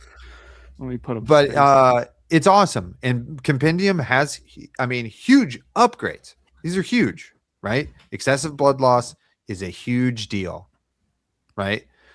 The arms are tight. Oh, Graven gloves are insane. It hurts me a little bit. What if your double trouble did damage without having background noise? It hurts me a little bit to get rid of Graven Call, but we've just replaced it with another Graven, so we're kind of okay. And it feels pretty broken to like block with arms and then play HOH and get silver and then buy back arms right away. And you're just like, dang. And if you get 4 silver, you're like, HOH is a 2-card 8, minimum, which is pretty huge, and excessive blood loss is like, gotta block this. And, that's kind of what Dan does, is he's like, well, I'll just run Eradicate. And that's like kind of like excessive blood loss, but better at a yellow, So I don't know where I'm going with this. It's fucking awesome. It's great to play a powerful hero. On my PQ this weekend, I played eventual winner Eric. Shout out to Eric. Eric's awesome. Great person to play against. Been playing against them for a very long time, since Uprising. I think I remember he had the surgical extraction playmat, and I was like, that's a playmat. That's crazy. That's on huge art. And so he was on Dio, and this is one of the drawbacks. I know I'm just talking for a long time here, but this is one of the drawbacks of like, I don't have like a regular testing team that I'm a part of. So I did not put any time into figuring out like what Dios are doing to combat Huntsman. And it felt like, before Kano learned how to pitch stack and Guardian showed up with like AB12 and Steadfast and Oasises and like just had all of this hate to stop Kano from killing them. It felt like that, right? It's like, well, I'm running Plasma mainline. So now anytime a Teclo Pounder comes in, it comes in with an extra counter. So now it's around for 4 turns instead of 3. And then, oh yeah, I'm playing BIOS update. So then now when I boost my freaking Teclo Pounder, it just comes in and I didn't have to pay for it. And you're just like, what the fuck? And then the pièce de résistance was Prismatic Lens that says reveal the top card and then put an item from your banish with the same color back on top. And so now it's like, all right, I had to play through 6 boom grenades, but what if I had to play through like 12 boom grenades? And these Teclo Pounders are staying around forever. And then I have all of these items in my banish. And then I have this freaking stupid blue card, which I forget what it does, but I'm going to pay 12 into it and banish 12 items. And now it's going to come in for fucking 12. So anyway, that game was super close and almost squeaked it out, but he still beat me. And Sam Sutherland is playing that exact list on the stream. So I don't know if they're in a little like cabal together or whatever. But anyway, that's what Dios are doing to beat fatigue decks. And it's fucking crazy. And I lost. And I was like, this would never happen if I was not a meta hero. You would have just boosted all your cards away and I just would have got a free win. Stupid. So not only have you trained your meta to be good against Huntsman over the last 3 years, of your meta is probably the person who's played the most Huntsman games. Now there's actual game meta, plans. Blake? I'm a part of nobody's meta except for me, Levi, and Patrick. That's who I play against. That's a strong meta. Chopped and liver? Sorry, I thought you cared about those guys. But No, I do, but I'm just saying there's not like 40 people who are like, oh yeah, Taylor's here. He's going to fucking run this pet card. Put in the second remembrance and the third totally. one. Oh, I hate remembrance. So stupid. Anyway, that's Maybe where it's we're at. banned Monday. That'd be cool. That'd be awesome. It's hard when a hero you like becomes popular with other people. And I don't do the thing where like, oh, I've always been playing it, but I'm like, well, I kind of want to play it less now, you know, like it's like, oh, everyone else is playing it. I don't want to do that because then it just, well, I guess one, it looks like I'm just doing what everyone else is doing, and then two, they probably play it better, and then I feel bad. But I'm not what you might call a good player these days. But I mean, it is cool. It's cool to see like the hero. I feel like Huntsman was such like a wild drop in Dynasty. It was just like, boom, we have a whole new class in this expansion set. And everyone's just like, what the fuck? This is super cool. The daggers are cool. All the fucking bling is cool. You know, and then it's from there. I think it's funny because I feel like Arakni has always been kind of popular despite not being like, you know, showing up or putting up numbers. And I think it's because the vibes are immaculate. It's cool. I mean, being able to look at someone's deck, well, this is really fun. You're just like, oh yeah, put that on the bottom. Fuck you. I don't want to see that card. And I feel like, you know, I was playing a little bit of your deck. It definitely, from the last time I played Huntsman to now, it felt much more like, oh yeah, I'm gonna banish that card for sure. Like this is great. Like there, you know, well, sometimes it depends, but it it definitely felt more powerful. I didn't clock excessive blood loss as the new card until like it hit and it was like banish red cards. I was like, oh, there's another one. I was like, oh, this is from Compendium. I was like, okay, this is pretty fucking cool. Like, you know, a 1 for 5 is sick. And then the Graven, what are they called? Graven gloves. Graven gloves. Fucking awesome. I had so much silver. I bought all of my equipment back in one turn and I still had some silver left over, and I was just like, dude, this is so good. Both because of like HOH and the mask and boots. I just had like one big ass turn and just like I got so much silver. And I was just like, cool. I blocked easily 8 or 10 with Graven gloves. I lost the game, but I was still doing pretty good. I was against Fang and I didn't really know what I was doing.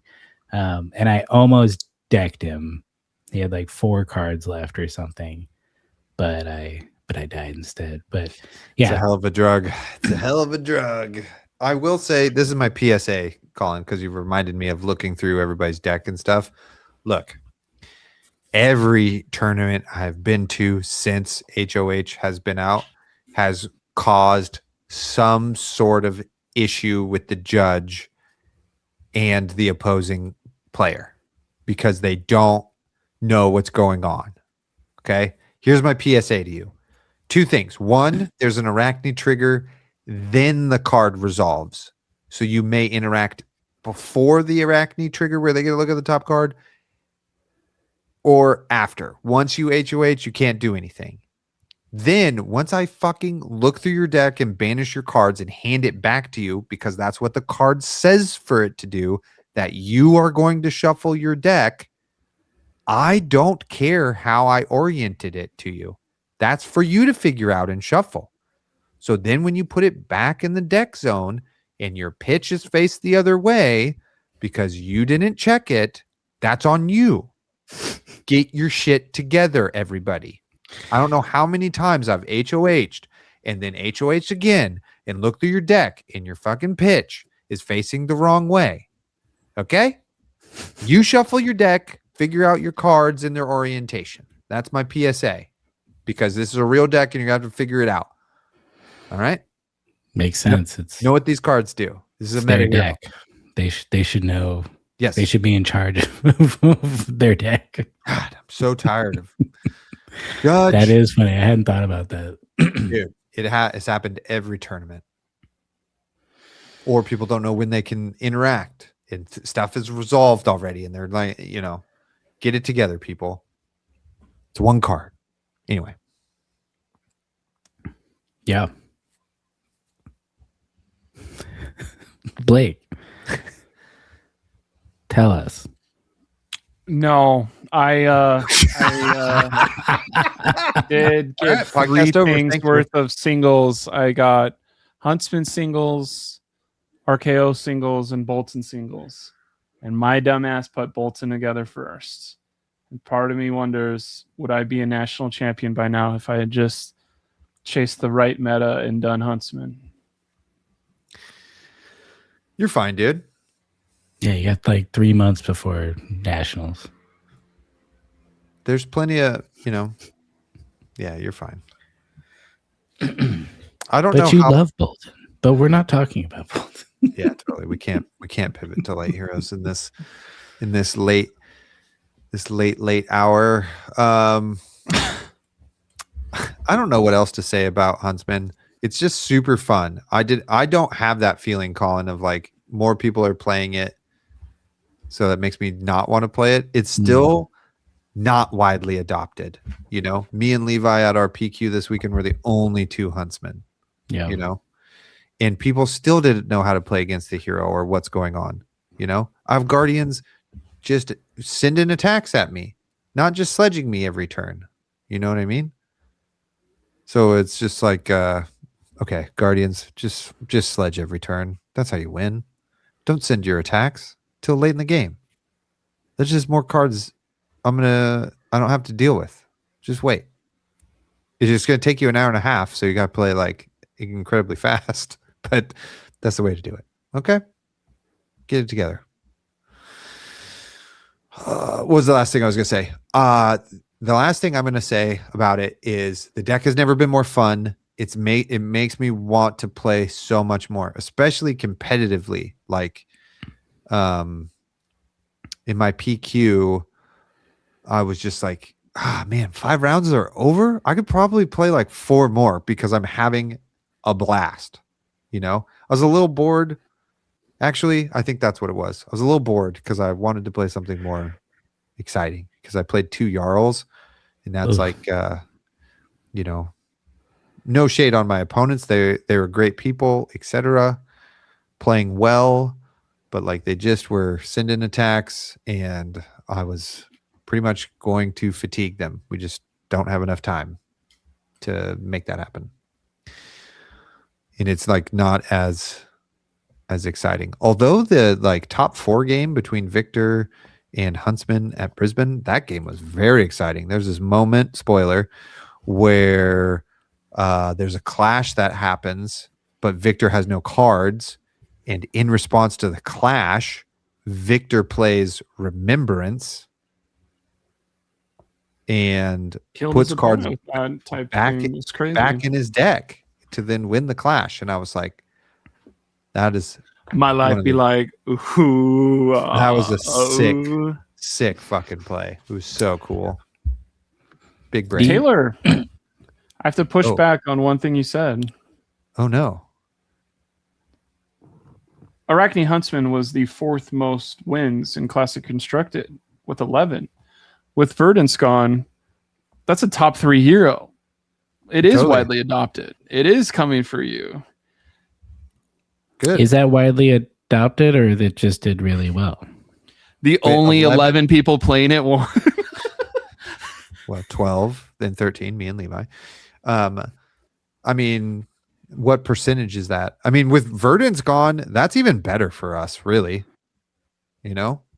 Chat, we're back. Chat.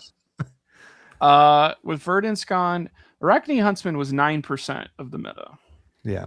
It's still pretty wide meta. Like, that's not a dominant. What's the top deck? I didn't see this BlueSky thing. They put this out Verdance, so Arakni late. Dash, Arakni Victor are the top 5.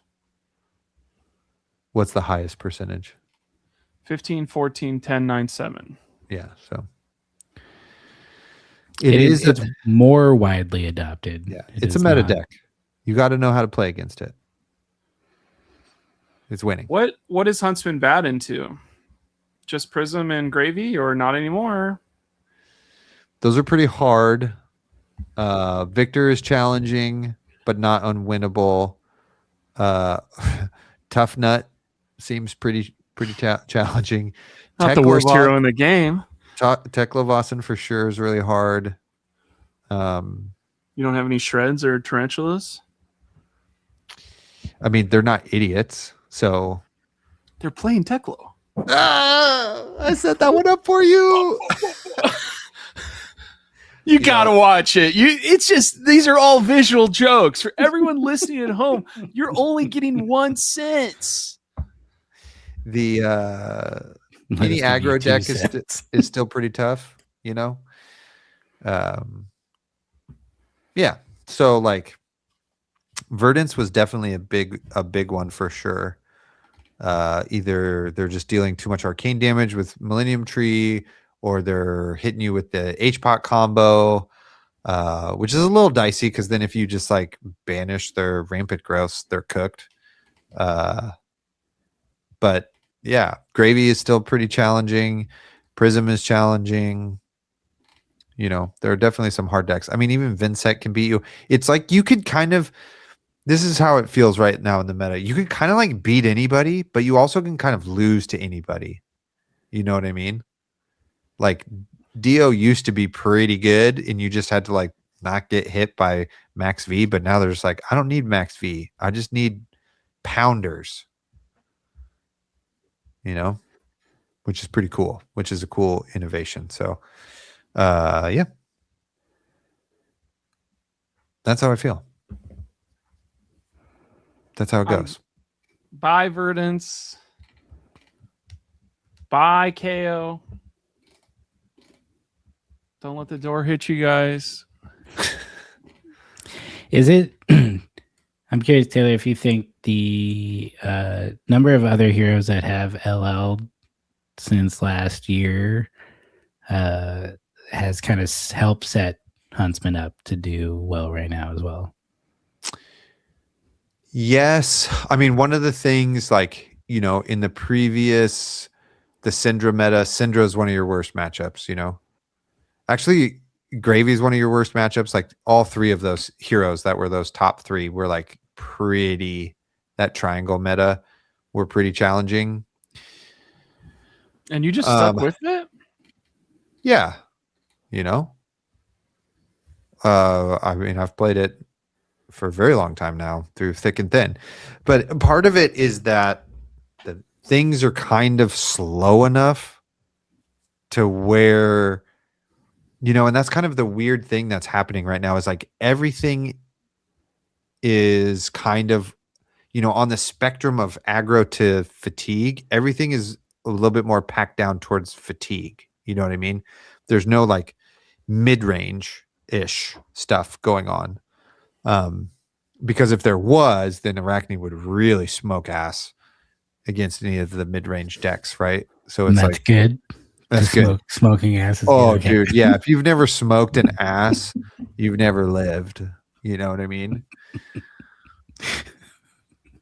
So it is kind of just like a good meta now, you know, for Arakni to kind of do pretty good in, you know. And it'll be a little different in a couple of weeks because people will have practice on the hero and like what to do, and you know, people will you know, fat deck you, go to time, and then people will then figure out like, okay, this is actually the thing, how to beat them and how to play around stuff, you know. And then so then Arakni will have to change, etc. So we'll see how it comes into Yokohama, right? That's going to be kind of the next real big thing. I mean, we have Memphis coming up too, maybe like another calling in Shanghai, etc. So we'll see if they keep rising or if people will add a little extra tech in there beyond like the theory of like run a few more cards, play 2 remembrance, you know, because some of those strategies just like go out the window as soon as you like banish some of those cards. You know, the second you go like, I kind of got to hold these cards, you know. I do want to point out that since a certain article written by one Taylor Morrow came out in December of last year, Arakni's earned over 80 living legend points. So that's a correlation and a causation, if you ask me. Thank you. I appreciate that. You did the work, and others are now reaping the rewards, but we see you. Thank you. Appreciate that. I'm glad you're trying to juice me up, and I'll just take that compliment rather than refute anything you're trying to say. I will juice you up so you can smoke as much ass as you want. So yes, that should be Taylor, a t-shirt. You are flying to Memphis when? Thursday or Friday? We got to get that. Is it this weekend or next weekend? Yes, you're going. You're going. You just made the decision because it's my birthday. Do you want to weekend. be the smoke ass or do you want to be the ass that smokes? I mean, it would be great to have my ass smoked. I don't think I'm getting this at all. You gotta go to Memphis because it's Huntsman's time and you'll regret it for the rest of your life if you don't. Nah, I don't think so. Arakni and we just got a hit for $550. That'd be great. Yeah, I would love to fucking Brody Spurlock around while Arakni's good. Like that would be just fun Memphis. as hell. We didn't say get to go international, bud. Oh, okay, sorry. sorry. I don't mean to. You have to go to Tennessee. It's fine. I would love to go. That would be awesome. Well, pull up googleflights.com. Avelo, here we go. No, we got rid of Avelo. It's Breeze now. Which we got our flights back to LA. So you guys flying out of Humboldt is a breeze. Come north. What? Hire this man, Breeze Airlines. Come north now, everybody. Did they fly out of Long Beach? Because that's Burbank. Take me away to the sky. Memphis calling. Here I come. You're literally gonna be. People are gonna go. Is it the Morrow list or the Pintor list? No. Do people know that you're the guy? Yeah, totally. Absolutely. Pablo Pintor is just the guy who plays all the decks. Yeah. You know? What? Okay. I think his innovation was like, he was like, hey, dude, look, Blue Shred is actually good. And I was like, you're right, it is. That's Playing why Blue it's Shred, $6 since the beginning Nice. of time. Here's my final question. Is Arakni Huntsman the ultimate sleeper story in Fab history? I would say it's clearly the best example of what LSS could do to your beloved hero. Right? We're talking Teklo we're talking Max, we're talking Betsy, we're talking Riptide, we're talking who else is down there? Bolton, we're talking Reinar, we're talking Viscerai, Aurora Levia. 2. No, we're not talking about those cats. Max the Hype Nitro. No, Yeah. fuck that guy. Any of those He decks, doesn't like smoke ass. that's correct. It's just clear that if LSS chose to do it, they could do it, right? And we're being If they benefited. wanted to, they would. Yeah, we're being benefited right now too from like the meta conditions being pretty good for Arakni. You know what I mean? Like it's good. You know what I mean? So you can even beat Acilio. Acilio is super beatable. Whoa. Both of them? Well, I don't know.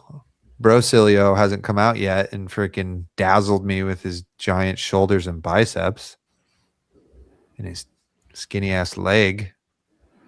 Or His lower weapon half. says No feet. Huntsman can't look at the top card of your deck. In his art, he still looks like he's holding Volzar. So maybe just a Volzar reprint, no gun, which would be upsetting.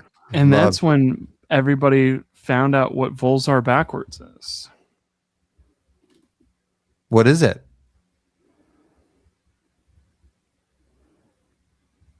See how long it takes everyone to figure out what word it is. I wasn't trying. I was just waiting for you. Yeah, I was waiting Okay. for you to do it. Keep your secrets. It's smoke ass. That's what Volzar is backwards. It's Razlov. Yeah, it's nothing. But that'd be sick if his new Fucking weapon piece is. of shit. I can't believe you believed him. I didn't. You know how it's I like did it. Daz Love? Well, this is Raz Love, baby. But you can't leave the people hanging. I don't need people to do word math. On Friday, while I they're played a driving. board game with Evan and Colin, young Colin, and it was called Escape Plan. And in this game, Sounds have like you- the have- Are worst. you people to doing a hang out board with. game from the closet? yeah, we gotta get this show on the road. Dude, you didn't set it up. Yeah, Blake, we're not doing this. Okay, you've ruined it. You have to say the whole thing. You have to do the dumb thing. knock, knock, that knock. everybody loves. I'm in the closet. Now he's coming out. It's me, the board game Escape Plan. All right, this is acceptable.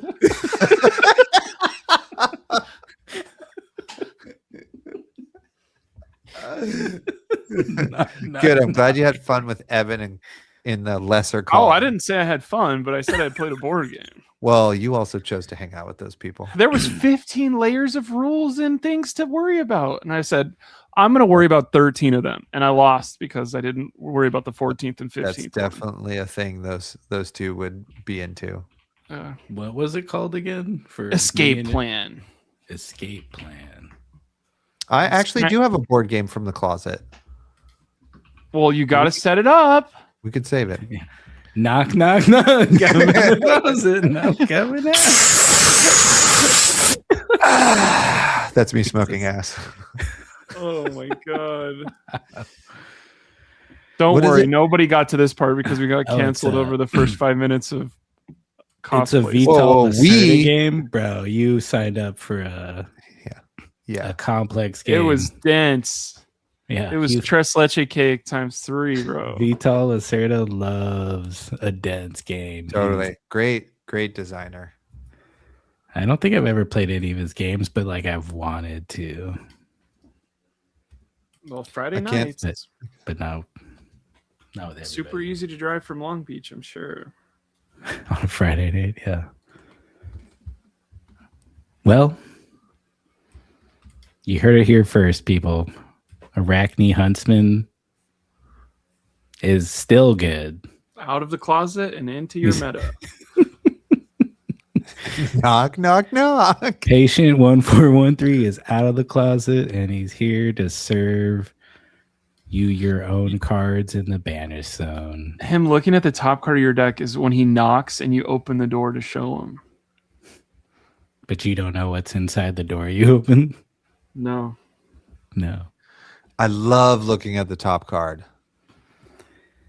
Looking at cards is fun. I love leave it on top. And then they say out loud, like, well, you left it on top. So, and they try to do the like logic puzzle, like, It must be partway through the game. remembrance. And then you're just like, dude, we don't have time for you to like go down this logic tree of what it could be. We only have 55 minutes. Blake.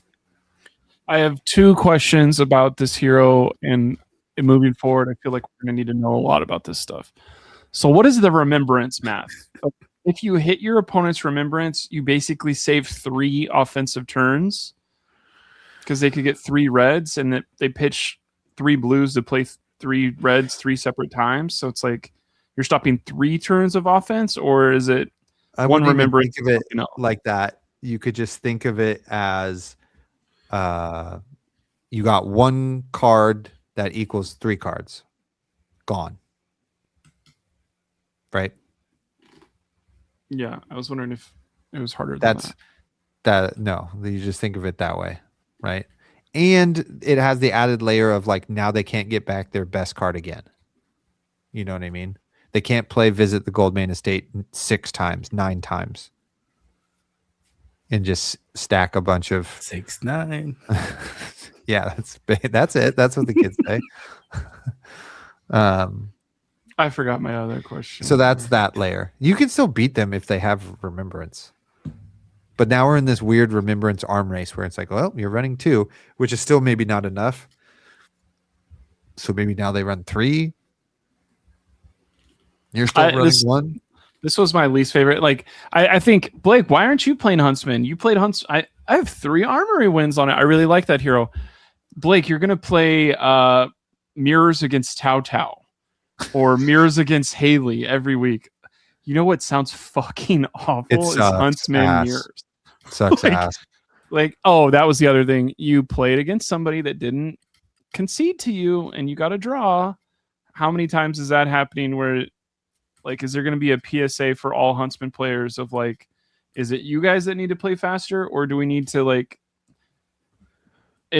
not enable, but like encourage people to go, if you didn't beat Huntsman in 55 minutes and you have less cards than them, you're probably going to lose. Well, part of it, that game in particular, I was in a weird seat where the clock, you can't see it at all. So I need to like, it's a really weird space. So had no clue. But I was very, very far ahead on cards. Like they had 5 left when time's called. So they have 9 total, 4 in hand, 5 in deck. And, you know, I know my hand is about to be like busted. Yeah. You know, Just I'm going to lead off. I forget what it was. I think it's surgical into Leave No Witness. And I have a reaction to make one of them go through and black text. So you're getting both of those contracts. I'm going to get, and I have mask up. So I got rid of 4 of the 5 cards in their deck, you know, which is going to happen. Or I'm going to take the cards in their hand, right? If they don't want to lose those last couple of cards.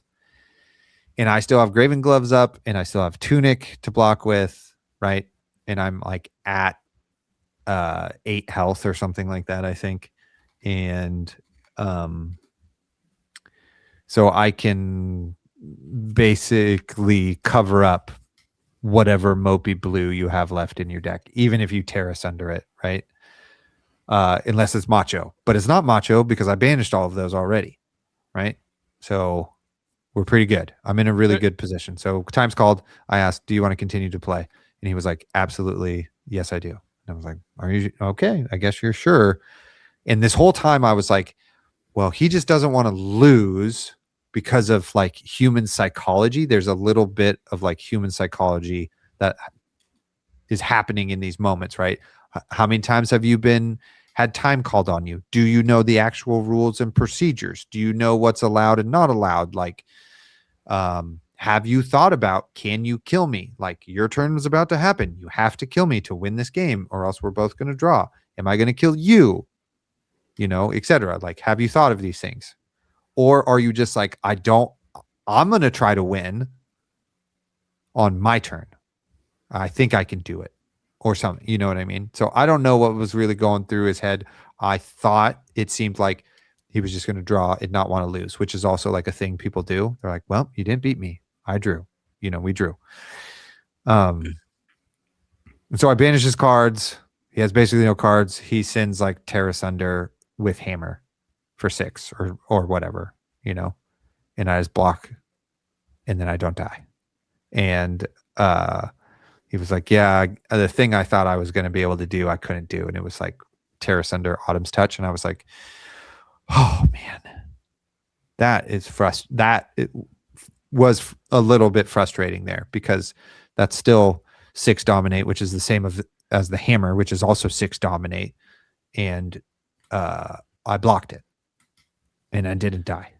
How do we not have like judges coming over and like, yes, some of these judges could be married to each other or they could be childhood best friends, but like, could there be a layer where it's like, hey, judge, look at the game state, have each player say 2 sentences of their stuff and then go, oh, it's clearly Huntsman here because you're trying to tear us under a Earth card, dumbass. I didn't say dumbass. That was the judge. Yeah. Look, you can't tear us under an Earth card. We can't have that. Like the rules, I think, are good for the way they are because it makes it so you can enforce people trying to get other people to concede when they don't have to get bullied and stuff, right? So but there's cards called coercive tendencies in the game that's perfectly allowed. Correct. So I think the rules are just fine. Just everybody needs to know, you just need to like clearly think about, you need to try to not be swept up in the moment and think about it. That's all. You know what I mean? And then even if you do think about it and you've never been in those in-game scenarios, which you would have to figure out how to play through if we had enough time, right? Like if we had 50 more seconds, it would have been like, it would have been much more clear that I was in a very winning position. You know what I mean? And that's just the way it is. So I'm like, I told him at the end of the game, I was not mad. And then he kind of explained what he thought he could do. And then he couldn't do it. And it's exactly the same. And then I got a little frustrated. And then Toughnut beat me. So that was like getting a little tilted off the face of the earth. But it's just like a PSA also for everybody. Like you need to be able to be in those moments, you know? And if your decision still is to draw, then that is your decision. And if your opponent is mad at you, then that's their reaction, not yours. Right? So there you go. Our new spoiler card, Smoke Asunder, will be coming for Omens of the Third Age. Good. I saw that. Uses 2 S's in that. Smoke Asunder. 2 S's, 2 R's. 3 U's. Oh, that's too far, dude. We have taste. I apologize and I tender my resignation immediately. Incredible. Thank you, everybody, for being here. Thank you for listening to 3 Grown Men Ramble. We love and appreciate you. I don't think we offended any country. Big one, quick. Chile, I wish you were hotter. Whoa, dude. That's where Carlos Kuchaga's from. He can send pics and we'll judge. In bathing suits. Nice.